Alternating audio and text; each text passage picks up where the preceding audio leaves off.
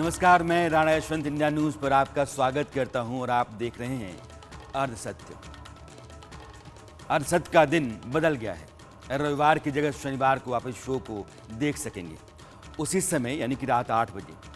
तो इसे याद रखिएगा और अब हमारी मुलाकात हर शनिवार रात 8 बजे हुआ करेगी। आपके सामने अब एक घर है जिसके बाहर भैंसे हैं। घर के अंदर भी अगर जाएंगे तो स्थिति बहुत ही खराब दिखेगी। यहाँ कुछ लोग मिठाइयाँ बांट रहे हैं, आस पड़ोस के लोग आए हुए हैं, लाउड स्पीकर भी मंगवाया गया है, गीत गाना चल रहा है।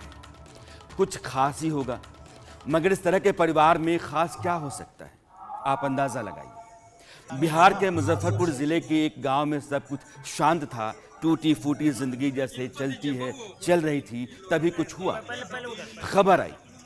खबर आई कि इस घर का बच्चा विशाल आईएएस क्वालिफाई कर चुका है। जी हाँ, आईएएस। यहाँ से कोई बच्चा आईएएस होता है तो समझिए वह कितना प्रतिभाशाली होगा और उसमें संघर्ष की कितनी कुव्वत होगी।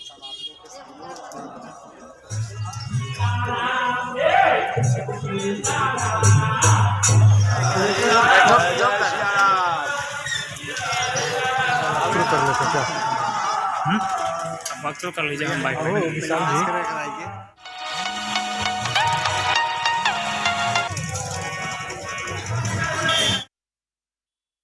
जो विशाल ने पूरा किया। पढ़ाई लिखाई उससे मेरी जो पहचान एक तरह से हुई इस विद्यालय में, मध्य विद्यालय मकसूदपुर में, वो 7 से हमारी जान पहचान हुई और उस वक्त से ये चलता रहा। जिला टॉपर हुआ 2011 में। उसके बाद इंटरमीडिएट में एडमिशन हुआ एलएस कॉलेज में, पटना उसको भेजा गया। वहाँ जाके 2 वर्षों तक संसाधन उसको जुटाकर दिया गया और अपीयरिंग होते हुए आईआईटी क्वालिफाई किया। फिर स्कूल चयन, कॉलेज चयन की बात आई, कॉलेज चयन किया गया, कानपुर कॉलेज चयन किए, वहाँ जाकर उसका एडमिशन वगैरह कराए और बिल्कुल मेरे बगैर पूछे एक गंजी तक आज के रेट में भी नहीं खरीदता है, वो इतना ओबीडियंट है।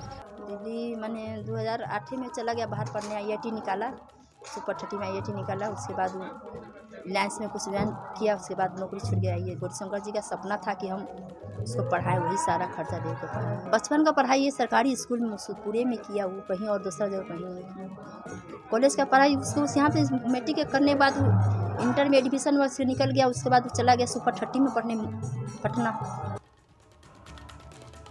जिस लड़के राहुल ने सिविल सर्विसेज क्रैक किया, उसकी तरह बिहार के गांवों में कई और बच्चे क्वालिफाई करते हैं। इस साल भी किए।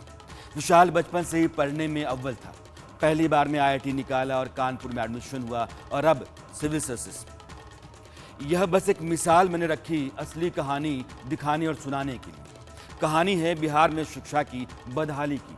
उस बदहाल व्यवस्था से मेडिकल, इंजीनियरिंग और सिविल सर्विसेज में बड़ी तादाद में बच्चे निकल कर जाते हैं, लेकिन हालात ठीक हों तो यह संख्या पता नहीं कहां पहुंच जाए।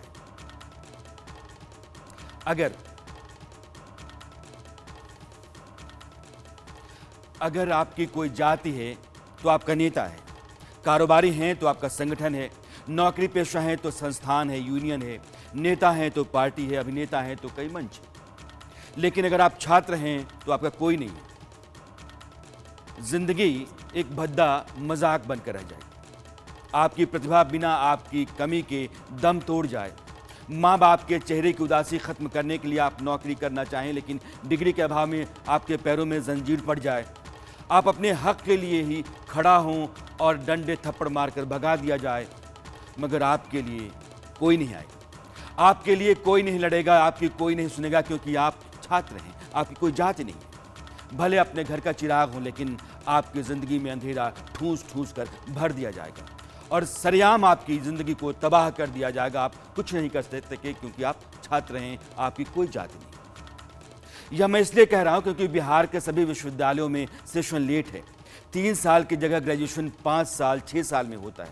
पीजी 2 साल की जगह 3 साल 4 साल में। क्लास नहीं होती, टीचर नहीं आते, क्लास का सही इंतजाम नहीं, लेबोरेटरी की जगह जाले, धूल और सीलन से भरे कमरे हैं और सारा बिहार सालों से चुप है। इस चुप्पी का ही दर्द है कि मगध यूनिवर्सिटी के स्टूडेंट्स जेडीयू दफ्तर में शिक्षा मंत्री विजय चौधरी से गुहार लगाने पहुंचे, लेकिन मन माफिक जवाब नहीं मिलने पर बिलख पड़े। एक छात्रा तो फूट फूट कर रोने लगी। आप सुनिए और तकलीफ का अंदाजा लगाइए।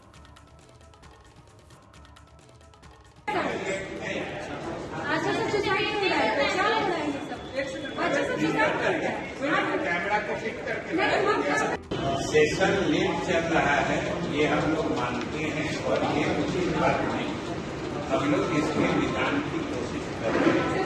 आपको दिक्कत हो रही है तो उसका तकलीफ होगी। आखिर इसी देश के छात्र में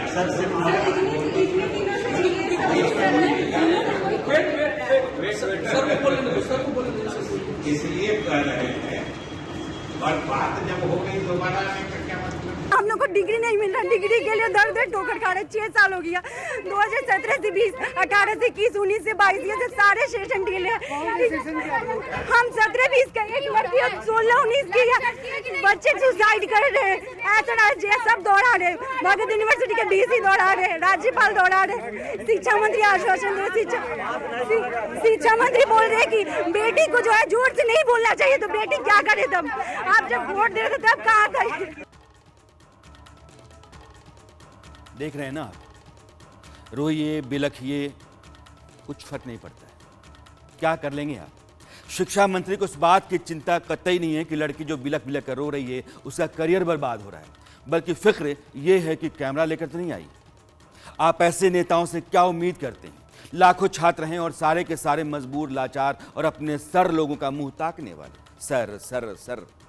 अब एक और बच्चे को सुनिए, यह भी मगध विश्वविद्यालय का छात्र है, बीए में पढ़ रहा है। 2017 से 21 का सेशन है, साल 2022 चल रहा है, आधा गुजर भी गया है, लेकिन यह बच्चा अभी पढ़ ही रहा है।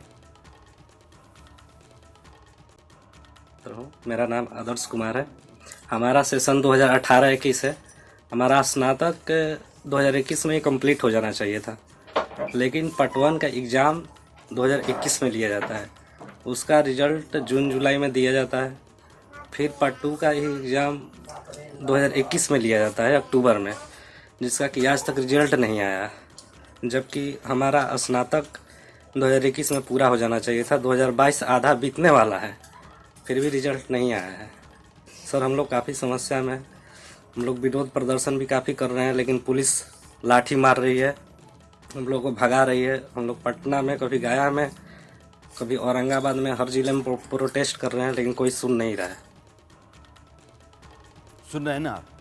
2021 में ही 2 साल की परीक्षा ली गई, एक का रिजल्ट तो आया, मगर दूसरे का 6 महीने से ज़्यादा वक्त हो गया, इंतज़ार ही चल रहा है।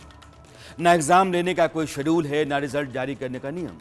जब जो हो गया बस कर दिया, ऐसी व्यवस्था चल रही है और कहीं कोई बेचैनी आपको नहीं दिखेगी। अब एक छात्र पाटलिपुत्र यूनिवर्सिटी का है, आप उसको सुनिए। यूनिवर्सिटी से पीजी कर रहा हूँ। मेरा सेशन है 2020 और 22, जो कि अभी तक हमने क्लियर किया है। सेमेस्टर 1 मेरा रिज़ल्ट आ चुका है और सेमेस्टर 2 का हम एग्ज़ाम दिए हैं। अब बताइए, 2 साल का कोर्स है और अभी तक मेरा कोर्स कंप्लीट नहीं हुआ है, और पाटलिपुत्रा यूनिवर्सिटी बच्चों की ज़िंदगी के साथ खिलवाड़ कर रही है। जैसा कि हम लोग जानते हैं कि पाटलिपुत्रा यूनिवर्सिटी के साथ साथ बहुत सारी यूनिवर्सिटियां हैं जो सेशन को लेट कर रही है। इसमें एक थोड़ा सा प्रयास होना चाहिए कि सेशन को लेट नहीं किया जाए और समय पर परीक्षा लिया जाए। आप समझिए, कुछ कोर्सेज, खासकर प्रोफेशनल कोर्सेज में सेमेस्टर सिस्टम चलता है। सेमेस्टर एग्ज़ाम साल में कम से कम 2 बार कराए जाते हैं। सब्जेक्ट ज़्यादा होने की वजह से या कोर्स हेवी होने के कारण एग्ज़ाम को सेमेस्टर में बांट दिया जाता है। जो स्टूडेंट अभी बोल रहा था, उसने 2 सेमेस्टर दिए हैं, यानी कि पहले साल की परीक्षा ही उसने पूरी की है। और समय कितना लगा? 2 साल। 2022 और 20 के पीजी का लड़का अभी पहले साल का एग्ज़ाम दे सका है, यानी कि जो बचा साल है उसके लिए उसे और 1.5-2 साल लगेंगे। कहने का मतलब ये है कि 2 साल का कोर्स 4 साल में। किसी की ज़िंदगी के 2 साल आप बर्बाद कर रहे हैं, लेकिन हमारे यहाँ कानून की कोई किताब में नियम नहीं होता, समय की हत्या का कोई मुकदमा नहीं होता, इसलिए धांधलियाँ चल रही हैं। बिहार के बच्चों को मैं लेकर के आज आपके साथ आया हूँ।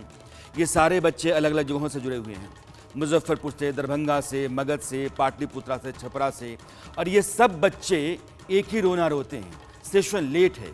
हिंदुस्तान का इससे बड़ा कोई सवाल नहीं हो सकता। ये सिर्फ बिहार की बात नहीं है, ये कई उन राज्यों की भी बात है जहां के बच्चों के सेशन लेट हैं। ग्रेजुएशन 3 साल का, 5 साल, 6 साल, पीजी 2 साल की, 2.5 साल, 3 साल, 4 साल। पीएचडी के लिए आपके पास गाइड नहीं है। पीएचडी की थीसिस अगर पड़ी हुई है तो आप पैसे देंगे तो फिर वो जमा होगी, आपको अवार्ड होगी डिग्री। ये हालात हैं। तो ये जो बच्चे हमारे साथ हैं, मैं इनमें से अभी, चूंकि मगध विश्वविद्यालय की बात चल रही है, मगध से राजीव रंजन, राजीव आपको मेरी आवाज़ आ रही होगी, आप अपनी बात रखिए। राजीव। जी, मैं राजीव रंजन कुमार मगध विश्वविद्यालय से मास्टर ऑफ लाइब्रेरी साइंस में नामांकन 2021 में लिया था। उसका एग्ज़ाम 21 के अक्टूबर में हो गया था, लेकिन उसके बाद लगभग 8 महीना तकरीबन बीत चुके हैं। उसका अभी परीक्षा परिणाम का प्रकाशन नहीं हुआ है। अगर कहीं भी हमें रोजगार प्राप्त करना है तो उसके लिए हमको परिणाम देना पड़ता है। हम अभी तक परीक्षा परिणाम के इंतजार में बस बैठे हैं, वेट कर रहे हैं। यहाँ पे कोई भी पदाधिकारी कुछ सुनने के लिए तैयार नहीं होते हैं। ये एक बच्चा है, एग्ज़ाम हो गया है, 8 महीने हो गए हैं, रिजल्ट नहीं आया है, सुनवाई कोई नहीं। विशाल कुमार यादव है मेरे साथ, पाटलिपुत्रा विश्वविद्यालय, पटना से लगा हुआ है पाटलिपुत्रा विश्वविद्यालय। और विशाल को सुनिए, विशाल बीए पार्ट 1 में है। विशाल, आपकी दिक्कत? जी सर, दिक्कत तो बहुत सारी है। मैं छपरा से बिलोंग करता हूँ, मेरा जेपी यूनिवर्सिटी पढ़ता है, लेकिन जेपी यूनिवर्सिटी में नाम ना लिखाने का एक ही कारण है कि वहाँ ग्रेजुएशन 3 साल के बजाय 5 साल में होता है। इस कारण से मैं पाटलिपुत्र यूनिवर्सिटी में आया और पाटलिपुत्र यूनिवर्सिटी में भी यही हाल है। अभी मैं फर्स्ट ईयर में हूँ, फर्स्ट ईयर का सेशन भी 5-6 महीना लेट चल रहा है और अभी ये 5-6 महीना नहीं, लगातार 1-2 साल लेट हो जाएंगे। इस तरह हमारा जीवन बर्बाद हो रहा है। अब आप देखिए, एक बच्चा छपरा का है, वहाँ एक यूनिवर्सिटी है जेपी यूनिवर्सिटी, लेकिन वहाँ 5 साल 6 साल लग जाते हैं ग्रेजुएशन में, तो वहाँ से वो पाटलिपुत्रा जाता है। हालात वहाँ भी जस के तस पाता है, यानी कि आगे कुआं पीछे खाई, आखिर कहाँ जाएगा इंसान। ये बच्चे हमारे साथ हैं क्योंकि ये जो कहेंगे आप उसको सुनेंगे, और ये उस बात की गवाही हैं जिस मसले को मैं आपके सामने उठा रहा हूँ। और ये सिर्फ 1, 2, 4, 5 बच्चों की बात नहीं है, 50 लाख बच्चों की बात है। हिंदुस्तान में इससे बड़ी कोई खबर नहीं है, इससे बड़ा कोई मुद्दा नहीं, इससे बड़ा कोई सवाल नहीं। अब आप बिहार के विश्वविद्यालयों की तस्वीर देखिए, मैं दिखाना चाहता हूँ कैसे हैं विश्वविद्यालय, कॉलेज कैसे होते हैं। चाहे वो पटना हो, पाटलिपुत्रा हो, दरभंगा हो, मगध हो, मुजफ्फरपुर हो, छपरा हो, भागलपुर हो, गया, आरा, सारे के सारे विश्वविद्यालयों के कॉलेज और उनकी तस्वीर आपको एक सी ही दिखेगी। फ़र्क कहीं कोई नज़र नहीं आएगा, सिर्फ नाम से पहचान हो सकती है आपकी। सरकार से पूछेंगे तो कहे कि देखिए सड़क, बिजली हमने ठीक कर, शराबबंदी हो गई है, चलिए ठीक है साहब, ये अच्छा है। लेकिन जो आज की पीढ़ी है बेकार हो रही है, आप सुन रहे हैं उनको, पढ़ नहीं पा रही है, सेशंस लेट है, करियर तबाह हो रहा है, तनाव है। कारण ये है कि जो फंड पढ़ाई के नाम पर आता है उसकी बंदरबांट चलती है, उसकी चिंता होती है, सेशंस की नहीं, एकेडमिक करियर की नहीं, जो साधन संसाधन कॉलेज में होने चाहिए उनकी कतई नहीं। इस खेल पर मैं, जो ये लड़ाई बंदरबांट चलती है, मैं आऊँगा, लेकिन बिहार के सिस्टम को पहले हिलाना ज़रूरी है। बिहार के पूर्व उप मुख्यमंत्री सुशील मोदी ने कुछ दिन पहले अपने फेसबुक पेज पर भ्रष्टाचार के आरोपी वाइस चांसलर स्टार और दूसरे आरोपियों को लेकर एक पोस्ट डाली। सवाल यह है कि सुशील मोदी जी, इतनी देर क्यों? क्या है बिहार में जो आपको पता नहीं है? लेकिन सालों से लूटी जा रही शिक्षा व्यवस्था के धृतराष्ट्र बनकर आपने अपने सीने में सब दबाए रखा, क्यों? यह एक ऐसा सवाल है जो आपसे कोई भी पूछ सकता है और वाजिब जवाब आपके पास होगा नहीं। लेकिन आपने जो लिखा है उसको पकड़कर मैं बिहार की शिक्षा में तह तक जो सड़ांध भरी है उसकी परतें खोलना चाहता हूँ। कोशिश कई बार मैंने की, सिस्टम थोड़ा हिलता है, कुछ एक्शन होता है, दिखता है, मगर फिर वही साजिश से भरी हुई चुप्पी छा जाती है। खैर, सुशील मोदी जी ने लिखा है कि निगरानी छापे में करोड़ों नकद मिले और जिन पर 30 करोड़ से ज़्यादा की अनियमितता के आरोप हैं, पटना उच्च न्यायालय की ओर से भी अग्रिम जमानत याचिका रद्द कर दी गई है। ऐसे में उस व्यक्ति को फौरन बर्खास्त कर देना चाहिए। भ्रष्ट कुलपति के पद पर बने रहने से शिक्षा जगत कलंकित हो रहा है। यह कह रहे हैं वो मगध विश्वविद्यालय के वाइस चांसलर के बारे में। निगरानी ब्यूरो ने 26 नवंबर 21 को राज्यपाल को पत्र लिखकर उनके निजी सचिव विजय सिंह और लखनऊ के अतुल श्रीवास्तव सहित 27 लोगों पर भ्रष्टाचार से जुड़े आपराधिक मामलों में अनुमति मांगी थी। ये सुशील मोदी कह रहे हैं, उनकी पोस्ट में पढ़ रहा हूं, परंतु आज तक अनुमति नहीं मिली। उपरोक्त घटनाओं से बिहार की उच्च शिक्षा की छवि खराब हो रही है। अतः सरकार हस्तक्षेप कर महामहिम राज्यपाल से मुलाकात कर अविलंब कार्रवाई करे। सुशील मोदी जी आगे क्या कहते हैं? राजेंद्र प्रसाद की मदद करने की, राजेंद्र प्रसाद यानी कि मगध विश्वविद्यालय के वाइस चांसलर आरोप के घेरे में जो हैं, उनकी मदद के लिए जयप्रकाश विश्वविद्यालय छपरा के कुल सचिव रजिस्ट्रार रवि प्रकाश बबलू, जिन पर निगरानी थाना कांड 15/2010 में भ्रष्टाचार के मामले में आरोप पत्र समर्पित है, को मगध विश्वविद्यालय के कुल सचिव का अतिरिक्त प्रभार दे दिया गया है। वहीं कुलपति के भ्रष्टाचार के मामले में मुख्य गवाह तत्कालीन परीक्षा नियंत्रक प्रोफेसर भृगुनाथ प्रसाद, जिन्होंने कहा था उन पर कुलपति के लोगों द्वारा दबाव बनाया जा रहा है, का मुख्यालय गया से औरंगाबाद तबादला कर दिया गया है। जबकि हाईकोर्ट के आदेश में भृगुनाथ प्रसाद के आरोप का जिक्र था। ये सारी बातें सुशील मोदी कह रहे हैं और वो कह रहे हैं कि ये सब ठीक नहीं है, लेकिन कब? सालों से बात चल रही है। सुशील मोदी की पोस्ट में 4 लोगों का जिक्र मोटे तौर पर आता है। मगध विश्वविद्यालय के VC Rajendra Prasad, JP university के रजिस्ट्रार रवि प्रकाश बबलू, राज्यपाल फागू चौहान के निजी सचिव विजय सिंह और लखनऊ के अतुल श्रीवास्तव। कॉलेज, यूनिवर्सिटी और लेट लतीफी एकेडमिक सेशंस की बात की जड़ ऐसे ही लोग हैं जो हर जगह हैं। इसलिए पहले इन लोगों की आज की तारीख में क्या स्थिति है, ये जानना जरूरी है। मैं उधर चलता हूं। ये अब आपके सामने स्क्रीन पर हैं राजेंद्र प्रसाद, जो मगध विश्वविद्यालय के वाइस चांसलर रहे हैं। भ्रष्टाचार के मामले में 30 करोड़ के घोटाले का आरोप है और पटना हाई कोर्ट ने महीने भर पहले उनकी बेल एप्लीकेशन खारिज कर दी। उनके यहाँ पिछले साल नवंबर में छापा पड़ा था और उनके गोरखपुर के घर से लगभग 2 करोड़ रुपए की नकदी, 1 करोड़ के सोने के जेवर और उतनी ही रकम की जमीन के कागजात बरामद हुए थे। छापे के बाद राजेंद्र प्रसाद गायब हो गए।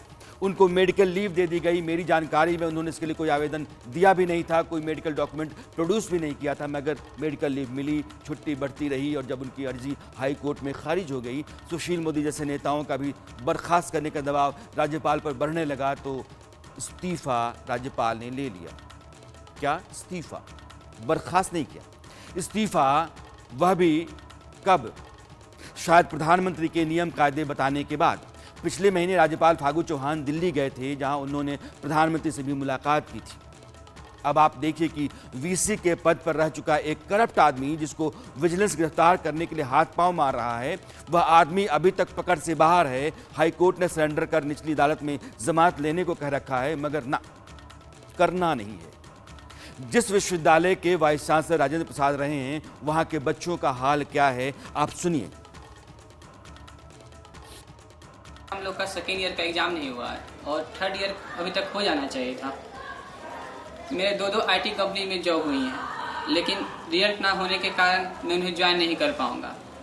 मैं इस मुद्दे को लेकर के जनता दरबार में गया हूँ, लेकिन वहाँ कोई सुनवाई नहीं हुई। 1 महीना बीत चुके हैं, ना हमारे पास वीसी है ना रजिस्ट्रार है। हम लोग प्रोटेस्ट करें, बात करें तो किन से करें? इन सब मुद्दों के कारण सिर्फ हमारा नहीं, हमारे जैसे बहुत छात्रों का भविष्य बर्बाद हो जाएगा। अब आप बताइए कि बच्चे की 2 नौकरी की भरपाई कौन करेगा? अभी तक वो नौकरी कर रहा होता, परिवार देश के लिए कुछ कर रहा होता, मगर अभी तो सेकेंड ईयर का एग्जाम नहीं हुआ। अब सोचिए बच्चा थर्ड ईयर क्वालिफाई कब करेगा? अगर यह सब कर सुनकर भी आप में बेचैनी नहीं है, तो फिर कोई दिक्कत आप में है।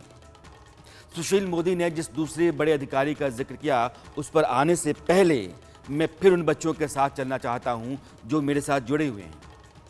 ये दरभंगा, मुजफ्फरपुर, मगध विश्वविद्यालय, जेपी यूनिवर्सिटी छपरा, पाटलिपुत्रा। जयप्रकाश विश्वविद्यालय के रजिस्ट्रार बबलू का जिक्र मैंने किया और उसी विश्वविद्यालय के छात्र हैं विकास सिंह सेंगर। और विकास मेरे साथ हैं, आप पीजी फर्स्ट ईयर के हैं। विकास, आपका अपना वहाँ का अनुभव, वहाँ की व्यवस्था, पढ़ाई लिखाई, कॉलेज क्या है? सर, सबसे बड़ी बात है जेपी विश्वविद्यालय जो सहारनपुर मंडल क्षेत्र में आता है, यहाँ के बच्चों को उच्च शिक्षा ग्रहण कराना यहाँ के वाइस चांसलर या यहाँ की सरकार नहीं चाहती है, क्योंकि यहाँ की अगर शिक्षा ग्रहण करेंगे बच्चे तो यहाँ आगे बढ़ेंगे, तो यहाँ का काम क्या होगा। आपके यहाँ के पीजी का रजिस्ट्रार सेशन की क्या है? आपने बात किया विकास, आपके पीजी का सेशन क्या है? सर, मेरा पीजी का सेशन 2018-20 सेशन है, जो 2022 चल रहा है। अभी तक मेरा फर्स्ट सेमेस्टर का मात्र एग्जाम हुआ है। रिजल्ट प्रकाशित हुए 1.5 मंथ हो गया, अभी तक उसका मार्कशीट मेरे डिपार्टमेंट तक नहीं पहुंचा है। आप 18-20 के सेशन के हैं? Yes sir. आप सोचिएगा जरा, सोचिए एक बच्चा 2018-2020 के सेशन में पीजी में है, 2022 है और पहले साल के पहले सेमेस्टर का इसने एग्जाम दिया है। सेमेस्टर 2 साल में पहले 6 महीने का, यानी कि 2018 जून में जो एग्जाम होना था वो उसका एग्जाम 2022 जून में हुआ है। 4 साल में 6 महीने का फासला तय कर पाया आदमी। आप समझिए कि 2 साल कितने समय लगेंगे। 2 साल पीजी करने में इस बच्चे को 6 साल लग जाएंगे क्या? और इस समय को कौन भरेगा? ये वक्त की जो हत्या है, उसका खून है, इसका गुनहगार कौन है? ये बड़ा सवाल है। ये छपरा है। राजीव हैं मेरे साथ, अभिनव मुजफ्फरपुर से हैं और अभिनव BA 3rd ईयर में है। अभिनव, आपकी पढ़ाई, आपके यहाँ के सेशंस, आपके यहाँ के कॉलेज? जी, मैं 18-21 सेशन का छात्र हूँ, ग्रेजुएशन का, और अभी मेरा पार्ट 3 का परिणाम आया है। परिणाम को भी पेंडिंग कर दिया गया है, जबकि परिणाम हमारा 1 वर्ष विलम्ब से आया है, जो कि 1 वर्ष पहले आना चाहिए था, और वो भी पेंडिंग कर दिया गया है। अगर वो पेंडिंग क्लियर किया जाएगा तभी हम पीजी में एडमिशन ले सकते हैं, और वो भी पीजी का सेशन जिसमें हम एडमिशन लेंगे, वो एडमिशन हम जब लेंगे तभी वो 1 साल लेट चल रही है। हम 21-23 पीजी में एडमिशन लेंगे सेशन में, और वो एडमिशन कब हो रही है? 22 में हो रही है। वो भी हम तब ले पाएंगे जबकि हमारा रिजल्ट क्लियर होगा, और पेंडिंग रिजल्ट क्लियर नहीं किया जा रहा है। हम लोगों से पहले भी 17-20 सत्र के जो छात्र थे उनका भी पेंडिंग किया गया रिजल्ट, उनका भी अभी तक क्लियर नहीं किया गया, जबकि वो पिछले वर्ष ही उत्तीर्ण हो गए। लेकिन वो अपने रिजल्ट का इंतजार कर रहे हैं कि कब रिजल्ट आएगा तो वो बीएड करेंगे, पीजी करेंगे या आगे की पढ़ाई करेंगे।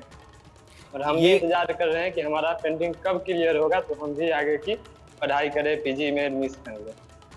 ये स्थिति है। बच्चों को आप देख रहे हैं, ये हमारे साथ बने रहेंगे क्योंकि अभी कुछ बुनियादी और बड़े सवाल इनसे पूछने हैं।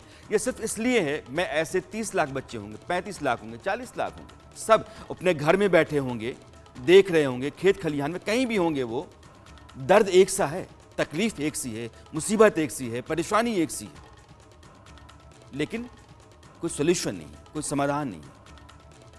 सुशील मोदी ने जिस दूसरे बड़े अधिकारी का जिक्र किया, जयप्रकाश विश्वविद्यालय छपरा के रजिस्ट्रार डॉक्टर रवि प्रकाश बबलू है।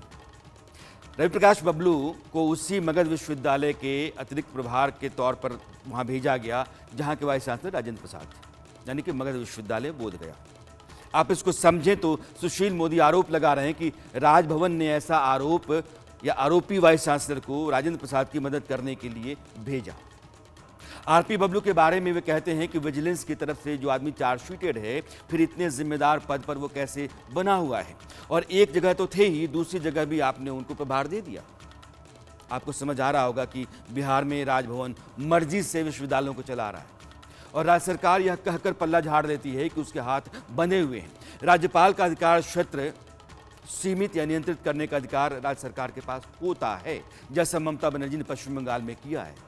बिहार की सरकार भी कुछ विश्वविद्यालय में कर रही है, मगर बिहार सरकार को आड़ मिल जाती है अपने कमियों को इसी में छिपाने की, और वह राजभवन के नाम पर खेल जाती है। मगर यह राज्य के लाखों बच्चों के लिए क्या ठीक है? फिर सरकार खिलवाड़ किसके साथ कर रही है? आरपी बबलू जिस जेपी विश्वविद्यालय के वीसी रजिस्ट्रार हैं, वहां बच्चों की स्थिति कैसी है? इस बच्चे को सुनिए। विश्वविद्यालय में स्नातक प्रथम खंड का छात्र हूँ। मेरा नामांकन 2019-22 सेशन में हुआ था। 3 साल हो गया है। जयप्रकाश विश्वविद्यालय प्रशासन के द्वारा अभी तक केवल हम लोगों का प्रथम खंड का परीक्षा लेके प्रथम खंड का रिजल्ट आया है। अभी तक उसका मार्कशीट भी कॉलेज में नहीं आया है, और हमको लग रहा है कि हम लोगों को पूरा करने में, स्नातक पूरा करने में लगभग 6 से 7 वर्ष लगेगा। हम लोगों का भविष्य अंधकारमय है। सुन रहे हैं ना, 2019-22 का सेशन है और बच्चे ने अभी फर्स्ट ईयर का एग्ज़ाम दिया है। 2019-22, 19 का एग्ज़ाम 2022 में, रिजल्ट अवेटेड है। ऐसे तो 8-9 साल में वो ग्रेजुएट होगा। कैसा बद्दा मजाक है ये। अगर बिहार के विश्वविद्यालयों के तमाम जिम्मेदार अधिकारी अपने घर परिवार के साथ सुकून से और सुख की ज़िंदगी जी रहे हैं तो यह वहाँ के लोगों की भलमनसाहत है और बच्चों का धैर्य। आखिर विश्वविद्यालयों के vice chancellor, registrar, pro VC, examination controller, FO, FA जैसे पदों पर बैठे लोगों पर टाइम बाउंड डिलीवरी क्यों नहीं ला दी जाती? नौकरी में आपको इस समय तक ये काम करना है, ये तय होता है, होने भी लगा है। लेकिन यूनिवर्सिटीज़ में, कॉलेजों में मनमर्जी कैसे चलती है, ये अपने आप में बड़ा सवाल है। सुशील मोदी ने अपनी पोस्ट में राज्यपाल के निजी सचिव और लखनऊ के अतुल श्रीवास्तव का जो जिक्र किया है, ये लोग भी आरोपों के घेरे में हैं। बिहार के किसी भी विश्वविद्यालय में चले जाइए, इन लोगों का नाम वाइस चांसलर, रजिस्ट्रार से लेकर एफओ और एफए तक जानते हैं, फाइनेंस ऑफिसर, फाइनेंस एडवाइजर। क्यों भला? क्योंकि काम आपको इन्हीं के कहने से देना है। दरअसल सभी विश्वविद्यालयों का टेंडर लखनऊ की 2 कंपनियां Messrs Purva graphics and offset और मेसस एक्सलिकेट सॉफ्टवेयर प्राइवेट लिमिटेड को ही ज़्यादातर दफा जाता है। इनका कंट्रोल है पूरे बिहार पर। ये किन की कंपनियां हैं? मामला ये नहीं है। क्लर्क, 4th ग्रेड के कर्मचारी और सिक्योरिटी गार्ड के लिए भी आउटसोर्सिंग कुछ तय कंपनियों को दी जाती है। उनके पास ही यह जिम्मा है।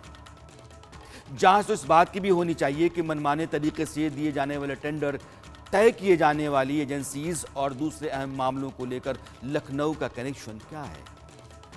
लखनऊ में भैया जी कौन है जिनकी चर्चा बिहार के विश्वविद्यालयों में खूब रहती है, मगर चर्चा बच्चों के हालात की नहीं होती। से मेरा फर्स्ट ईयर में हूँ अभी, और अभी रिजल्ट भी नहीं आया फर्स्ट ईयर का, और सेकंड ईयर का फॉर्म तो दूर की बात है, रिजल्ट ही नहीं आया फर्स्ट ईयर का। और जहाँ तक कि हमको लगता है 19 से 2022 भी ख़त्म होने वाला है, और अभी तक हमारा पार्ट 2 का फॉर्म भी नहीं भराया, ना फर्स्ट ईयर का रिजल्ट आया। तो लग रहा है हमारा भी भविष्य और भी छात्रों का भविष्य अंधेरे में। बिहार में जो भी यूनिवर्सिटीज़ हैं वह बिहार स्टेट यूनिवर्सिटी एक्ट के तहत चलती हैं, और इस एक्ट में अलग अलग फैसलों के लिए अलग अलग कमिटीज़ हैं। उनके ऊपर सिंडिकेट और सेनेट होता है। अब जितने भी खरीद बिक्री से जुड़े हुए मामले हैं, काम है, उनका प्रस्ताव चेज परचेज कमेटी करती है। यह प्रस्ताव फाइनेंस कमेटी के पास आता है। फाइनेंस कमेटी सब कुछ देखने पर रखने के बाद सिंडिकेट को बढ़ाती है। सिंडिकेट का मतलब आप यूँ समझिए कि यूनिवर्सिटी में ये कैबिनेट की तरह का होता है, जिसका प्रधानमंत्री वाइस चांसलर होता है। सिंडिकेट की अनुमति के बाद ही कोई भी खरीद होती है या फाइनेंस से जुड़ा हुआ कोई भी फैसला होता है। लेकिन हो क्या रहा है, इसका नमूना मैं आपको सुनाता हूं। दरअसल मामला यह है कि भागलपुर विश्वविद्यालय में 1 साल की सारी खरीदारी एक दिन में कर दी गई। 1 साल की सारी खरीदारी, और इसके लिए समूची फाइनेंस कमेटी को ही नए सिरे से गठित किया गया। बिहार यूनिवर्सिटी स्टेट एक्ट 1978 भी कहता है कि किसी भी विश्वविद्यालय में वित्त समिति में जो पद खाली होगा वो राजभवन की अनुशंसा या सहमति के बाद ही भरा जाएगा। लेकिन विश्वविद्यालय की तरफ से वित्त समिति के पुनर्गठन का प्रस्ताव राजभवन को भेजा गया, यानी कानून में जो करना संभव ही नहीं है वह किया गया, और राजभवन में फाइनेंस कमेटी के पुनर्गठन के प्रस्ताव को मंजूरी भी दे दी गई। नतीजा ये कि कमेटी बैठी, साल भर की खरीद का प्रस्ताव आज आया और कल उसको अनुमोदित कर दिया गया। और ये सब जानते हैं किसके जरिए हुआ? हनुमान पांडे, मुजफ्फरपुर यूनिवर्सिटी के जो वाइस चांसलर हैं, जिनके ऊपर वहां भी कई तरह की अनियमितताओं और धांधली के आरोप हैं। अब जो बच्चे मेरे साथ हैं उनमें से एक बच्चा वहीं का है, मुजफ्फरपुर का, अभिनव राज, जिससे मैंने पहले बात की थी। अभिनव, आप ये बताइएगा कि आपकी यूनिवर्सिटी में क्लास, लैबोरेटरी, बिल्डिंग, टीचर कैसे हैं, क्वालिटी कैसी है? क्वालिटी बिल्कुल भी सही नहीं है सर। हम भी जब ग्रेजुएशन किए तो 2 पार्ट जो है हमारा निकल गया। हमारे डिपार्टमेंट में एक भी शिक्षक नहीं थे। हम रामदयालु सिंह महाविद्यालय से स्नातक किए हैं। हाँ, 2 पार्ट निकल गया, वहाँ एक शिक्षक थे ही नहीं, एक भी। पूरा डिपार्टमेंट खाली, ओनली हमारा एडमिशन हुआ। समझिए, तो वो सर्टिफिकेट देने की मशीन है। और किसी भी डिपार्टमेंट में लेबोरेटरी की सुविधा नहीं है, लाइब्रेरी की सुविधा नहीं है, कहीं भी नहीं है। जहाँ है भी वो जर्जर हो चुका है, उसका कोई मेंटेनेंस नहीं किया जा रहा है। पूरे तरीके से धांधली, बिल हर एक वर्ष बना दिया जा रहा है, हर एक वर्ष उसका बिल पास हो रहा है, बन रहा है, पैसा उठ भी जा रहा है, खर्च भी जा रहा है, लेकिन ये यूटिलाइज नहीं हो रहा है। ये धांधली है जिसका जिक्र मैं कर रहा हूँ, और बच्चा यह बता रहा है कि पढ़ाई की स्थिति क्या है। और जिस कॉलेज का जिक्र कर रहे हैं, आरडीएस कॉलेज, राम दयालु सिंह कॉलेज, वो मुजफ्फरपुर के बेहतरीन 2 कॉलेज में से आता है, लंगर सिंह कॉलेज और राम दयालु सिंह कॉलेज आरडीएस। उसकी स्थिति ये है जो इस अभिनव ने सुनाई है। अब अंदाजा लगाइए कि बिहार का भविष्य कहाँ जा रहा है, कितना घिनौना भद्दा मजाक हो रहा है समूचे राज्य के साथ। ऐसा लग रहा है कि एक जगह से एक गैंग बिहार के समूचे विश्वविद्यालय में एक्टिव किया जा चुका है। वही सारे टेंडर लेगा, वही सारी कॉपी किताब का ठेका लेगा, कंस्ट्रक्शन, प्रमोशन, ट्रांसफर, रिक्रूटमेंट से लेकर चौक, डस्टर और पेपर वेट तक का काम उसी के जरिए हो रहा है। वन विंडो, सिंगल विंडो, और कहीं कोई ना देखने वाला, ना सुनने वाला, जाहिर है ना एक्शन लेने वाला। आज की तारीख में आप देखेंगे कि बिहार में एक वीसी को 2-3 विश्वविद्यालयों का प्रभार दे दिया जाता है, और प्रभार को लेकर 2013 में सुप्रीम कोर्ट ने एक फैसला दिया था। उसके मुताबिक अगर किसी विश्वविद्यालय में वीसी की जगह खाली होती है तो अगली नियुक्ति तक वहां के प्रो वीसी या सीनियर मोस्ट डीन प्रभार देखेंगे। लेकिन इस फैसले के मुताबिक बिहार में कुछ होता ही नहीं। मुजफ्फरपुर के वाइस चांसलर भागलपुर का प्रभार देखते हैं, दरभंगा के वीसी अरबी फारसी विश्वविद्यालय और आर्यभट्ट ज्ञान विश्वविद्यालय का प्रभार देखते हैं। कोई आदमी दूर बैठकर इतने महत्वपूर्ण पद पर अपनी जिम्मेदारी कैसे निभा सकता है, यह अपने आप में बड़ा सवाल है। अब जो बच्चे हैं, एक बार मैं उनको आपके सामने लाना चाहता हूं, लेकिन पहले इस बच्चे का बयान सुनिए।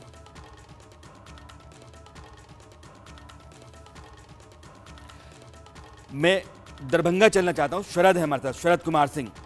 ये एमएससी फिजिक्स में हैं, दरभंगा विश्वविद्यालय जहां के वाइस चांसलर का जिक्र मैंने अभी आपसे किया था, एसपी सिंह का।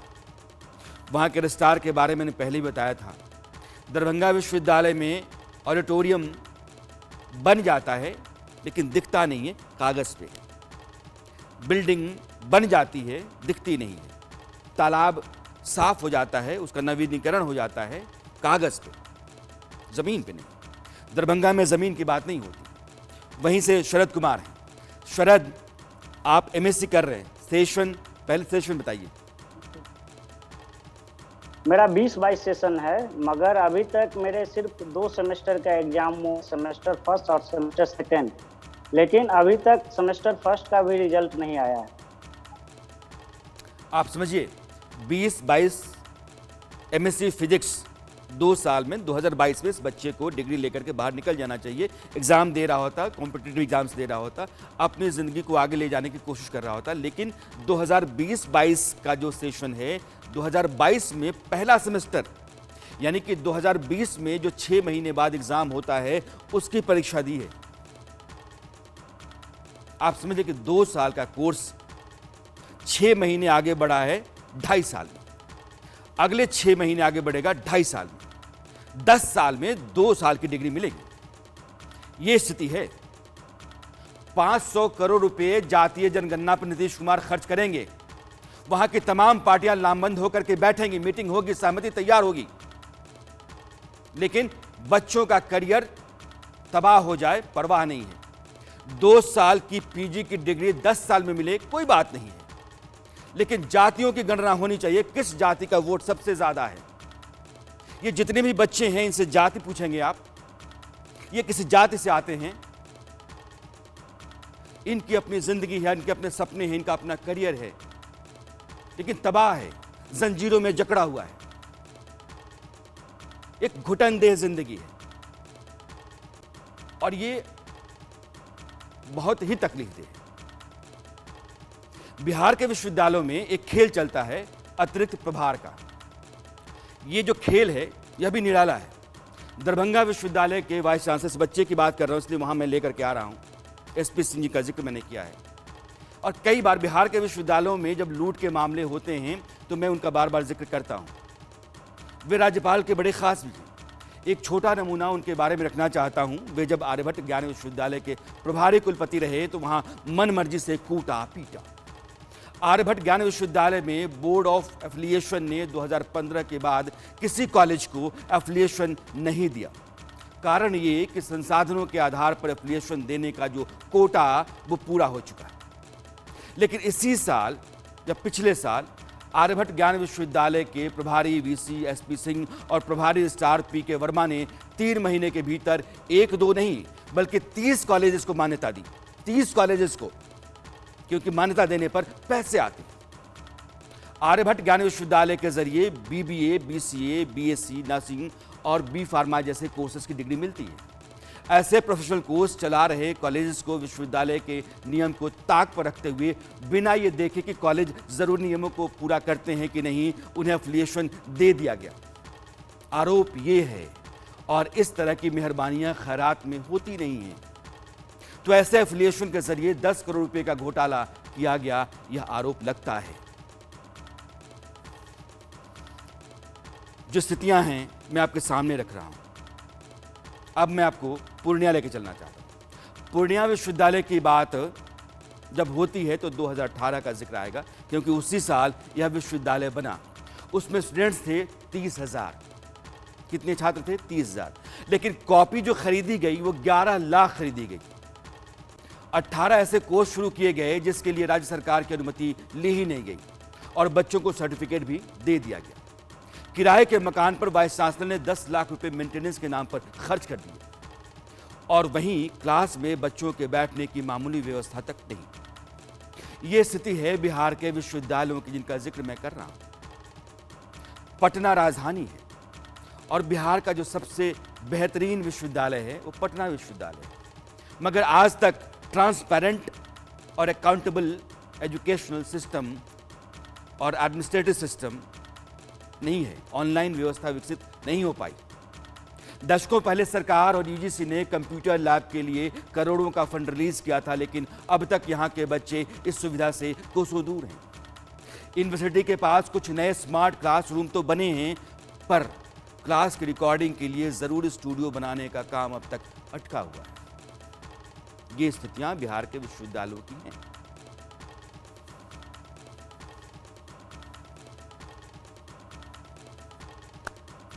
अब जो स्टूडेंट्स हैं,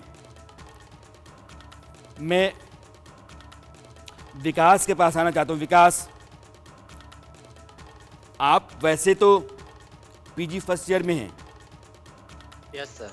लेकिन आपके यहाँ घर से जब निकलते हैं, कॉलेज जाते हैं, घर में क्या स्थिति है, घर वाले क्या कहते हैं, आपको क्या लगता है कब तक पास हो जाएंगे, आपके मन में क्या चलता है? सर, जब घर से निकलते हैं तो घर वाले बोलते हैं कि एक पढ़ाई 2 साल की तुमने कितने दिनों में करेगा, 4 साल बीत गया अभी तक तुम्हारा कुछ हुआ नहीं। हमने बोलते हैं कि सेशन लेट है तो बोलते हैं कि पढ़ाई छोड़ दो, जॉब के लिए कहीं ढूंढो, क्योंकि इस यूनिवर्सिटी से पढ़ना से कोई फायदा नहीं है जब तक तुम बूढ़े हो जाओगे। आगे दोस्त भी है जो आगे इंजीनियरिंग सेक्टर में चले गए, वो लोग बोलते हैं कि भाई तुम यहाँ से हट जाओ, यहाँ से पढ़ने से कोई फायदा नहीं है, कि तुम्हारा डिग्री कंप्लीट नहीं होगा, तुम बूढ़े हो जाओगे। उस टाइम तक फिर डिग्री ये लोग देंगे कि नहीं, यूनिवर्सिटी वाले, कोई गारंटी नहीं है।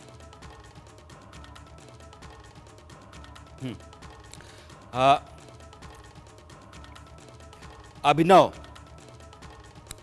आप बीए 3rd ईयर के स्टूडेंट हैं, और आपके विश्वविद्यालय में कई सवाल हैं, करप्शन के हैं। मैं इसलिए इस देश को बताना चाहता हूं आपके ज़रिए कि आप लोगों के कॉलेजेस की जो स्थिति है, आपके यहाँ लेबोरेटरी की जो स्थिति है, टीचर्स जिस तरह के होने चाहिए है या नहीं है, पढ़ाई कितनी होनी चाहिए है या नहीं है, क्लासेस आपकी कितनी होनी चाहिए, होती है नहीं होती है, एक बार आप बताइएगा इसको। क्लासेज अभी थोड़े बहुत नए शिक्षक आए हैं बीपीएससी के माध्यम से, तो वो लोग जहाँ जहाँ पे हैं वो क्लासेज सुचारू रूप से अब चलाना शुरू किए हैं। छात्र धीरे धीरे जितनी संख्या में एडमिशन होती है उतनी संख्या में छात्र नहीं आ रहे हैं। एडमिशन अगर 200 है तो वहाँ पे 10-15 छात्र आ रहे हैं क्लास करने, वो भी जो नए शिक्षक आए हैं वही करा रहे हैं, पुराने कम ही शिक्षक हैं जो क्लास वगैरह करा रहे हैं। कंप्यूटर लैब वगैरह बनाए गए कॉलेजों में, विश्वविद्यालय में भी बनाए गए छात्रों के लिए, लेकिन वहाँ पे कंप्यूटर के शिक्षक ही नहीं रखे गए हैं और कंप्यूटर लैब बना के वर्षों से उसको ताला बंद करके छोड़ दिया गया है। कंप्यूटर लैब भी बर्बाद हो रहा है, कंप्यूटर सब खराब हो रही है वहाँ की। और यहाँ पर बहुत करप्शन के मामले में भी बहुत गंदा स्थिति है। हम लोग जाते हैं रिजल्ट को लेकर के कंट्रोलर सर के पास कि सर हमारा रिजल्ट ऐसे है, क्लियर कर दीजिए, तो हम लोग आगे की पढ़ाई करेंगे। तो सर का कहना होता है कि एजेंसी ने रिजल्ट तैयार किया है, हम इसके बारे में कुछ नहीं जानते, कुलपति के द्वारा लाया गया एजेंसी है, तो आप लोग कुलपति महोदय से बात करिए। कुलपति महोदय से हम लोग कुलपति महोदयों का खेल बिहार में अजीब सा है। जितने भी कुलपति हैं एक राज्य विशेष से आए हुए हैं।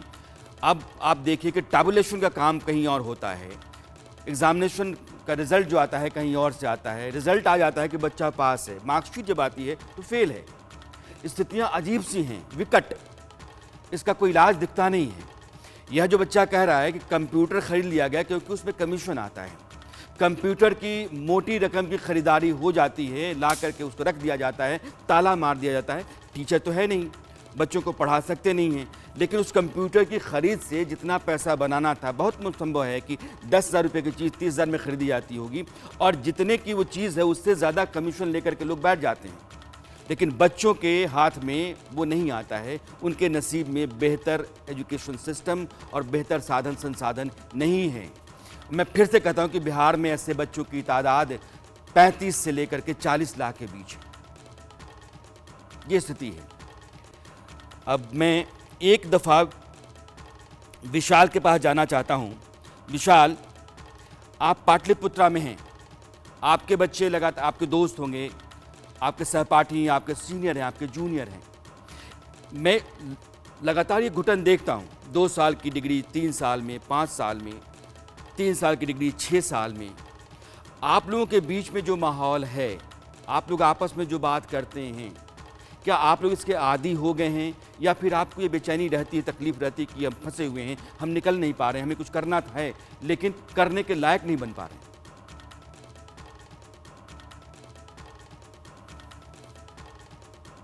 विशाल, विशाल, आपको मेरी आवाज आई? विकास,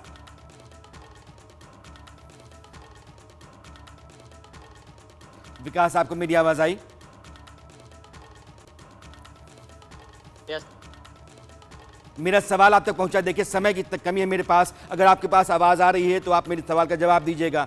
विशाल, विकास, दोनों में से किसी के पास? हाँ बोलिए सर सवाल। मैंने ये कहा कि आप लोगों के आपस में जो बातचीत आप लोगों की होती है, आप सीनियर, जूनियर्स, क्लासमेट्स, आपको लगता है कि हम कहीं फंस गए हैं, करना बहुत कुछ था लेकिन कर नहीं पा रहे हैं, डिग्री नहीं मिल पा रही है, परिवार के लोगों की उम्मीदें ऊपर से दबाव की तरह रहती हैं, भाई बहन रहते हैं, एक पारिवारिक हालात है, एक कॉलेज के भीतर के हालात हैं और आपके अपने सपने हैं, यह सब कुछ एक घालमेल बना हुआ होता है और वहाँ आप सब फंसे हुए होते हैं। आप आपस में जो बात करते हैं वो क्या होती है? सर ऐसा है, अभी जो बिहार की या मेरे यूनिवर्सिटी जयप्रकाश यूनिवर्सिटी की स्थिति है, जैसे हम लोग तो एडमिशन करा कर लगता है जैसे दलदल में फंसे हुए हैं।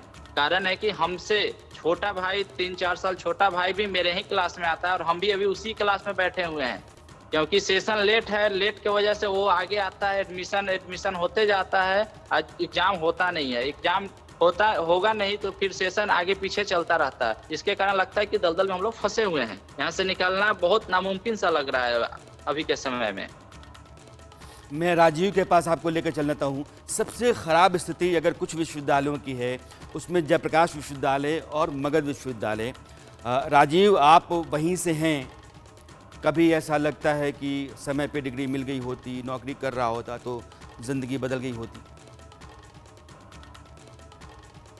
मेरे साथ साथ यहाँ पे लाखों विद्यार्थियों का आज कोविड के दौर जब से समाप्त हुआ है तब से समस्या का सामना करना पड़ रहा है। हम लोग लगातार संघर्ष यहाँ पे कर रहे हैं। लगभग 2022 में कौन ऐसा सप्ताह नहीं हुआ होगा जब सैकड़ों विद्यार्थी रोड पर न उतरे हों। और पेपर में, मीडिया में जो भी लोकल स्तर के नेता हैं उनसे हम लोग मिले, लेकिन यहाँ तक कि कोई समाधान नहीं हो पा रहा है।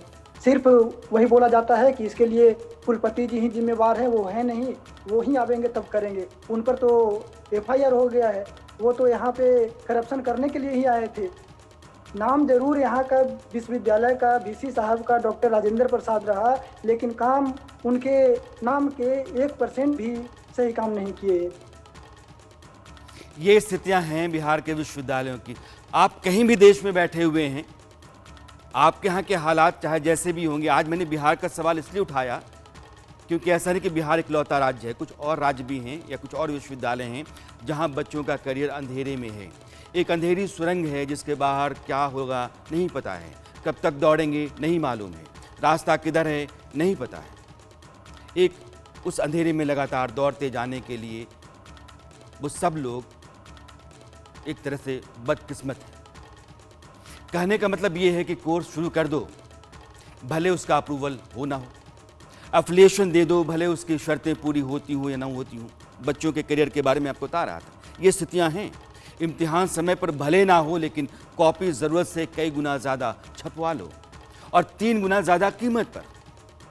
खस्ताहाल बना दो कॉलेज को, लेकिन अपना महल पीट लो, ऐशो आराम से रहो।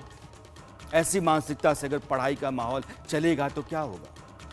ये जो बच्चे आज हमारे साथ थे, उनकी तरह लाखों घर बैठे हैं, मगर उनकी तकलीफ वही है। उनमें से कई बड़े और मुश्किल इम्तिहान क्वालिफाई कर सकते हैं। वो बच्चा जिसके घर के बाहर भैंसें बंधी हैं, जो IAS क्वालिफाई कर गया है, जिसके माँ बाप मिठाई बांट रहे हैं, उस तरह के कई घर होते जहाँ मिठाइयाँ बट रही होती, गीत सोहर चल रहे होते, मगर नहीं हो सकता है क्योंकि जकड़बंदी है, हालात सड़े हुए हैं। ग्रेजुएट होने में ही उन बच्चों का सारा समय लग जाता है, ताकत खप जाती है। जाति की जनगणना कराइए, उसी पर 500 करोड़ का पैसा खर्च करना बहुत ज़रूरी है।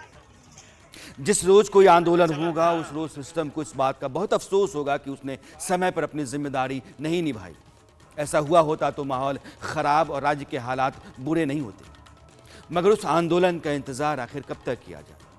बिहार को बोलना चाहिए, खड़ा होना चाहिए, लड़ना चाहिए। मैं नेताओं से कहता हूं तो कहते हैं कि प्रोफेसर से, ऑफिसर से बात कहता हूं तो कहते हैं कि माफ़ कर दीजिए। लोगों से कहता हूं खड़ा होइए तो अपनी मजबूरियां गिनाने लग जाते हैं। कुछ एक्टिविस्ट हैं जो पागलों की तरह चप्पलें चटकाते और दफ्तर दफ्तर, कचहरी कचहरी घूमते रहते हैं। ऐसी ही चुप्पी जो है वो आत्महंता है। राज्य चाहे जो हो, हालात अगर ऐसे हैं तो जिंदगी के बारे में कुछ बेहतर उम्मीद करना बेमानी है। बिहार में जो पार्टियां हैं, जो सत्ता है, जो व्यवस्था है, जो कई तरह के दम भरती है, दावे करती है, उस पर बहुत बड़ा और संगीन सवाल है बिहार का एजुकेशन सिस्टम, वहाँ के बच्चों की यह सड़ांध भरी जिंदगी और लगातार एक ही क्लास में, एक ही स्टेशन में फंसे रहने की मजबूरी। इसके कहीं कोई सुनवाई नहीं है, कहीं कोई विकल्प नहीं है, कहीं कोई समाधान नहीं। इस समाधान के लिए बिहार के बच्चों को, बिहार के लोगों को खड़ा होना पड़ेगा। जनता का दबाव ही सत्ता में बैठे लोगों को रास्ते पर लाता है। अरसत में आज इतना ही। मेरी मुलाकात आपसे फिर होगी शनिवार को रात 8 बजे। नए दिन पर समय वही रहेगा। तब तक के लिए नमस्कार।